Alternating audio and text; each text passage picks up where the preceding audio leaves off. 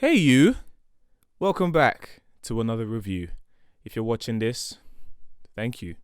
You've taken your time out of your day to watch this beautiful face review some more music. So, I bet you're wondering, well actually no, you've already seen by the title that today I'm going to be reviewing Slowthai's latest album, TYRON. Something that I've been anticipating since the release of his song NHS, which I feel like was a very, very powerful tune. But now that it's finally here for us to indulge our gritty hands into, I'm stumped as to how well made this album is. So, without further ado, I'm going to dive straight into it. Ladies and gentlemen, I'm Archibald III, and in today's video, I'll be reviewing Slowthai's second album, TYRON. Cue my intro. Horror.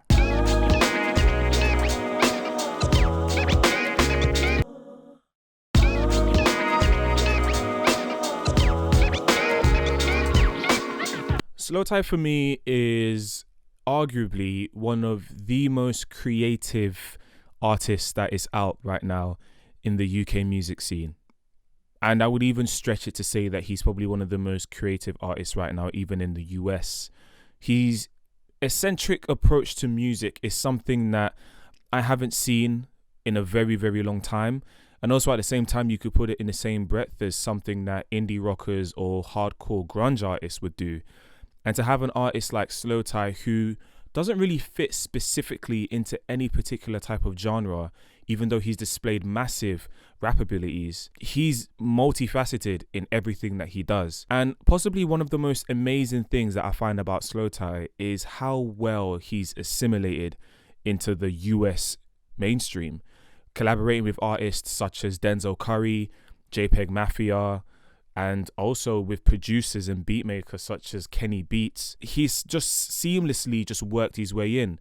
Also, not to forget his appearance on albums such as Amine's and Disclosures as well. He's a busy lad, and he doesn't really put the brakes on anything, especially with the release of his second album, TYRON, following the release of Nothing Great About Britain, which I found to be a very, very amazing introduction as to who Slowthai is, but also at the same time, what goes on in his mind. This guy, honestly, when you watch his music video from North Nights all the way to Cancelled, you really understand how much of a horror-inspired creative this guy is. From referencing pieces from films such as A Clockwork Orange, The Shining, and when looking at his most recent video with Skepta titled Cancelled, you can see how much more influence this guy places, referencing movies such as Scary Movie, American Psycho, The Purge, Candyman, and probably many more that I didn't catch. But those ones were the ones that mostly appealed to me at the time of watching the video. So I recently read somewhere in the news, which was kind of dating back to this time last year, around March 2020, that stated that him, Denzel Curry, JPEG Mafia, and Zillakami are going to form a group called Club Black Dust. For Slowthai to be in a game as early as 2016, but fully making and breaking waves from around, let's say, 2017, 2018, to now be in a position where he's collaborating and forming a group with US artists is, for me, something that is exponentially beautiful to see. Someone like Slowthai, who grew up in Northampton, and speaking on his experiences growing up, especially when you hear in the album, honestly, you can feel nothing but happiness for him. His crazy yet powerful mind that he displays on a regular basis is something that I don't think anybody should test. So when it comes to the album, there are quite a few things that stuck out for me, but one of the most notable things, more than anything else, was the structure of the album.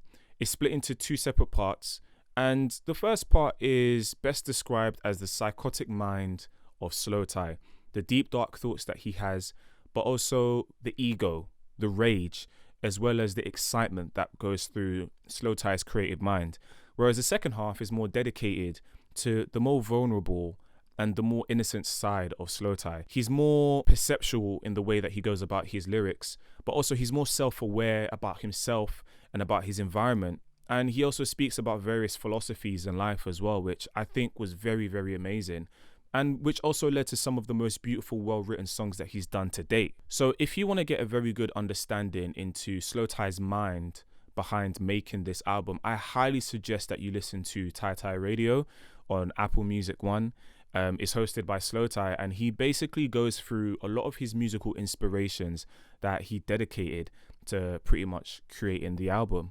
Various artists such as Playboi Carti, The Gorillaz, Idols, Ethan P. Flynn, and most notably various artists such as Deb Never and James Blake. And so when you listen to the album, you can really pick apart some of the references that he got from these artists, but also at the same time his own unique twist that he has never strayed away from. Starting off with songs like 45 Smoke, Slowthai doesn't hold back. He actually just goes straight for the smoke, he goes straight for the gun, and I absolutely love it. And then followed by so many other songs that for me just are so poignant.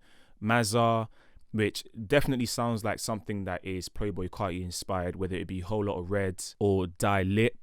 And then having his unique but also at the same time non-surprising collaboration with Skepta, which always goes flawlessly well.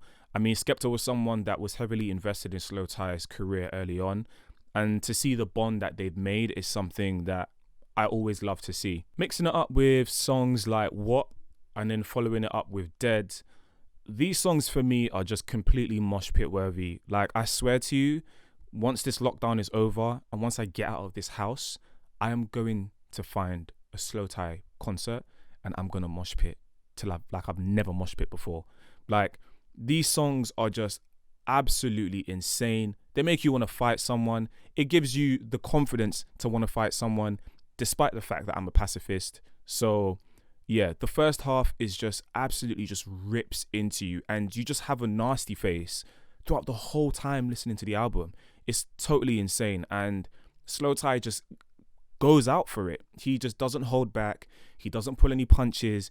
He goes straight for the smoke. He goes straight for the red bullet, for the red dot. Whatever metaphor you want to use that best suits that, Slowthai goes for it, and it's absolutely insane. I think more so than ever, when you're going through a massive transition of having very hardcore mosh pit, grunge-worthy, hard trap music, and transitioning into something that is more calm, more mellow tone, but also at the same time, you trying to also get across these types of thoughts can be somewhat difficult.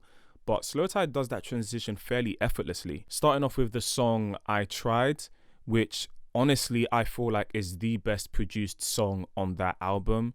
It honestly sounds like something that Tyler the Creator produced on Igor or Flower Boy. I can just imagine both of them at some point in Slowthai's career collaborating with Tyler the Creator and making something similar to this, if not something that's absolutely insane and psychotic, which I'm totally here for, by the way. He then goes into the song Focus, which speaks a lot about having tunnel vision, but also being able to find a position in your life and in your journey where you can just stay focused on the main things that need to be done. It was just so nice to see Slowthai get into a vulnerable state and a vulnerable moment within this particular song, having moments where he says, Mr. I don't give a shit, seems like I always did.